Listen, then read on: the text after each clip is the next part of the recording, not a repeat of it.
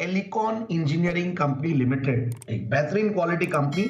देखिए है तो स्मॉल कैप, यही माने हम 10,000 करोड़ 11,000 करोड़ की मार्केट कैप वाली कंपनी, बट साथ में एक चीज कहूंगा कि वर्ल्ड क्लास प्लेयर है। So that is more important कि मिड कैप स्मॉल कैप को थोड़ा सा अलग नजर से देखा जा रहा है, बट देन मैं ये देखता हूं कि अगर कोई कंपनी वर्ल्ड क्लास हो, इंडिया की बिगेस्ट हो, एशिया में भी कुछ अपना वो रखता हो, और प्लस टेलविंड्स बहुत बढ़िया हो, इंडस्ट्री की डिमांड जबरदस्त हो, कंपनी ने गजब की ग्रोथ और फंडामेंटल्स दिए हो, तो ये आगे पीछे ये सब स्टॉक्स चलने हैं। इनफैक्ट इसको मैं तीसरी बार कवर कर रहा हूं, और लास्ट मैंने कवर किया था 17 फरवरी 2023, और उस दिन से लेकर ये स्टॉक मतलब 380 का लेवल्स रेकमेंड किया था उस दिन भी, मतलब, और उसके बाद ये स्टॉक गया 1122 रुपए तक, वहां से करेक्ट होकर आ गए आज 850 के लेवल्स।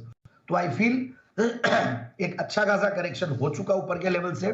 दूसरी बात है 200 डेमा के आसपास अपना ये कंसोलिडेट कर रहा है, so that is more important.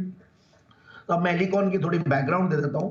देखिए जैसा कि नाम है एलिकॉन इंजीनियरिंग, उसमें मैं दो तीन चीजें बताऊं कि ये material handling equipment, industrial gears, Motors, ये सब बनाती है, माइनिंग इक्विपमेंट्स बनाती है।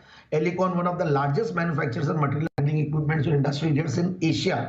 और कुछ चीजें ऐसी है कि ये मतलब जो बना रही है, इसमें डिफेंस का जब नाम लग जाता है तो उससे भी बहुत बड़ा कॉन्फिडेंस आता है। और उसमें एक अभी रिसेंट इन्होंने एक एक्विजिशन किया था, और मतलब बेंजलर्स रेडिकॉन ग्रुप बोल के है,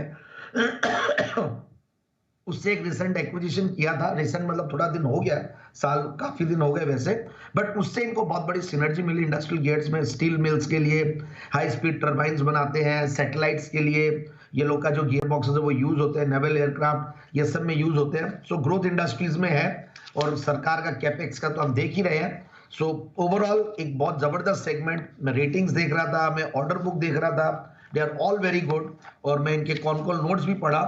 सो ओवरऑल देखिए पावर ट्रांसमिशन में अच्छा खासा इन्होंने इंट्रोडक्शन किया, मॉड्यूलर डिजाइन कॉन्सेप्ट का। मटेरियल हैंडलिंग इक्विपमेंट्स की हम बात कर ही रहे हैं, फाउंड्री डिवीजन भी है कंपनी का, और बहुत सारी चीजें हैं कहने को, और क्योंकि पहले के भी नोट्स बहुत सारे बने हुए हैं, but yet I will come to the fundamentals. तो उसमें 25% का रिटर्न ऑन कैपिटल एम्प्लॉयड है, जीरो डेट कंपनी। देखिए ऐसी कंपनियां जब जीरो डेट मिलती है तो बहुत मजा आता है, जब आप एक कैपिटल गुड्स वाली चीजें बना रहे हो, जहां पे एक्सपेंशन भी कर रहे हो, और कैपेक्स आपका इंटरनल अक्रूवल से हो जाता है, so that is a great this thing.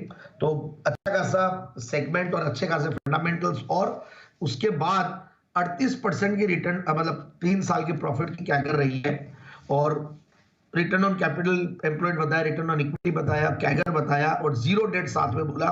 पियोत्रोसिस score जिसको मैं बहुत देखता हूं वो है 9, मतलब दिस इज द आइडियल, मतलब 9 इज द हाईएस्ट। और उसके बाद अच्छा खासा इनका current ratios, net profit margin करीब 16% के लगभग है, और ऑपरेटिंग प्रॉफिट मार्जिन 25% के लगभग। और जो क्वार्टरली रिजल्ट्स वो बेहतरीन थे, दिसंबर में 63 करोड़ का पैट था, दिसंबर 2022 में उसके सामने 90 करोड़ का PAT, highest ever TTM basis पे प्रॉफिट्स पे कंपनी बैठी हुई है, और करीब 320 करोड़ का टीटीएम बेसिस पे पैट है। सो उसके हिसाब से पी मल्टीपल्स भी मुझे बहुत ज्यादा हाई नहीं लगते हैं। शेयर होल्डिंग पैटर्न भी बढ़िया है, इनफैक्ट एफआईआईस डीआईएस भी ठीक ठाक होल्ड करते हैं 8-9% के लगभग, और कुछ रिनाउंड इन्वेस्टर्स अगर आप शेयर होल्डिंग पैटर्न देखें तो उसमें इन्वेस्टेड है। तो मुझे लगता है कि ये स्टॉक यहां से एक अच्छा बाउंस दे सकता है, और 970 1030 के टारगेट के लिए स्टॉक को लिया जा सकता है।